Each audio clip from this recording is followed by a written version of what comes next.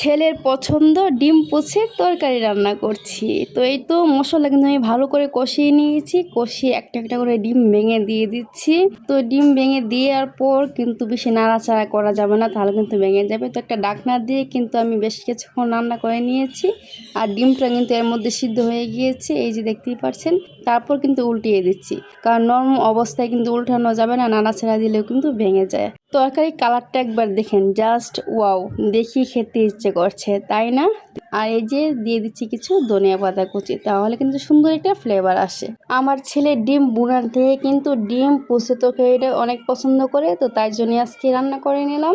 আপনাদের কাদের ডিম পোচে তরকারিটা পছন্দ অবশ্যই কিন্তু কমেন্ট করে জানাবেন। তো আজকের ভিডিও এ পর্যন্তই বন্ধুরা, আল্লাহ হাফেজ।